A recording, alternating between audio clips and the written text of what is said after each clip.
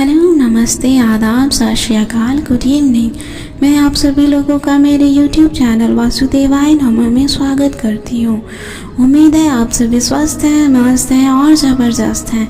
मैं कौन, आपकी दोस्त चौको पाइस, क्यूटी पाई। बुराई तो हजारों की भीड़ में भी तुम्हें ढूंढ लेगी, ठीक उसी प्रकार जैसे गायों की झुंड में बछड़ा अपनी माँ को ढूंढ लेता है।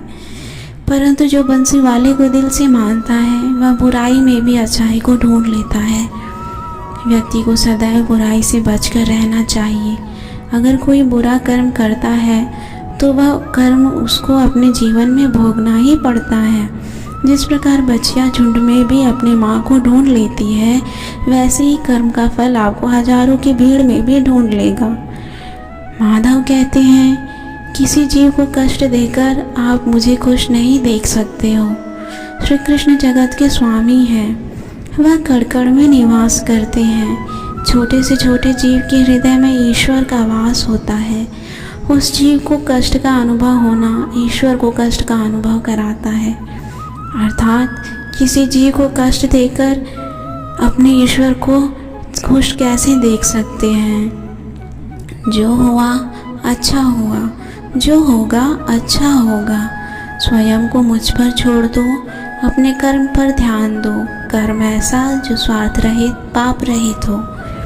कृष्ण अपने भक्तों को कर्म का मार्ग दिखाना चाहते हैं। वह कहते हैं, अपने कर्म समाज के प्रति और मानव कल्याण के प्रति केंद्रित करते हुए करो। बाकी फल की चिंता मत करो। उन सभी मार्गों को मुझे समर्पित करो।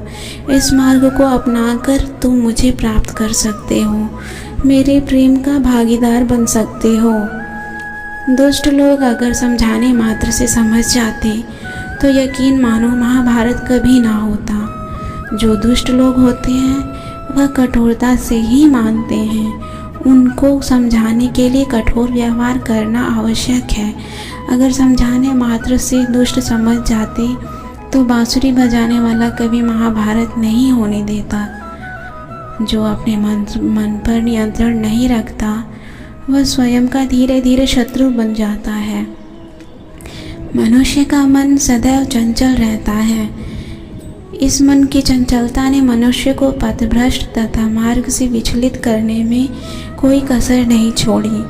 जो व्यक्ति अपने मन को नियंत्रण में नहीं रखता वह धीरे धीरे स्वयं का शत्रु बन जाता है।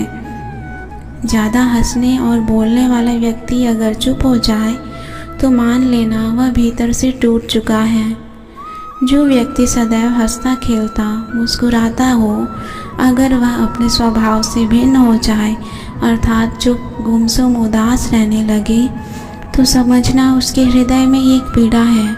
उस पीड़ा ने उसे कमज़ोर बना दिया है। जिस व्यक्ति के पास संतुष्टि नहीं है, उसे कितना भी मिल जाए वह असंतुष्ट ही रहेगा। जिस व्यक्ति के पास संपूर्ण धन दौलत, ऐश्वर्य, वैभव सब है मगर संतुष्टि नहीं है, उस धन दौलत का कोई अर्थ नहीं है। वह सदैव असंतुष्ट की स्थिति में रहता है। जिसके पास संतुष्टि है वह थोड़े में भी संतुष्ट रहता है। जिंदगी में सदैव अवसरों का आनंद लेना चाहिए, लेकिन किसी के भरोसे को तोड़कर नहीं। जिंदगी में भरोसा एक ऐसी चीज़ है जिसे प्राप्त करना वर्षों की मेहनत के समान है। फिर भी यह प्राप्त हो या नहीं यह भाग्य पर निर्भर करता है, किंतु भरोसे को तोड़कर पुनः प्राप्त करना यह संभव नहीं है। इसलिए ज़िंदगी में अवसरों का आनंद सदैव लें, लेकिन भरोसे को कभी टूटने ना दें। प्रेम में कोई वियोग नहीं होता। प्रेम ही अंतिम योग है, अंतिम मिलन है। प्रेम कभी न समाप्त होने वाली प्रक्रिया है। जिस व्यक्ति को प्रेम हो जाता है वह फिर जीवन और जीवन के बाद भी प्रेम के वशीभूत रहता है। प्रेम को प्राप्त करने के लिए त्याग, तपस्या और योग का सहारा लेना पड़ता है। कभी भी स्वयं पर घमंड मत करना। पत्थर भी भारी होकर पानी में अपना वजूद खो देता है। जो व्यक्ति अपने अहंकार से भारी हो जाता है, जिसमें अभिमान भर जाता है, वह उस पत्थर की भांति हो जाता है जो भारी होने के बावजूद भी नदी की धारा में डूबकर अपना अस्तित्व खो देता है। अगर ईश्वर तुम्हें ज़्यादा प्रतीक्षा करवा रहे हैं तो हो सकता है जितना तुमने मांगा उससे ज़्यादा देने वाला हो। अगर किसी लक्ष्य, खुशी या सफलता की प्राप्ति में लंबा समय लग रहा है, प्रतीक्षा की अवधि अधिक है, तो हो सकता है आपकी अपेक्षा से ज़्यादा आपको मिलने वाला है। अपने कर्म पर अडिग रहिए और विश्वास रखिए उस ईश्वर पर जो आपके कर्म की परीक्षा ले रहा है। जीवन ना तो भविष्य में है और ना ही अतीत में, जीवन तो बस इस पल में है, केवल इस पल में। जो लोग जीवन को भूत और अतीत के भरोसे छोड़ देते हैं उन्हें श्री कृष्ण सावधान करते हैं। जीवन का अर्थ ना भूत है ना भविष्य, जीवन केवल और केवल वर्तमान है। इसलिए वर्तमान में अपने जीवन को आनंद पूर्वक जिए, निस्वार्थ कर्म को अपने जीवन में अपनाएं।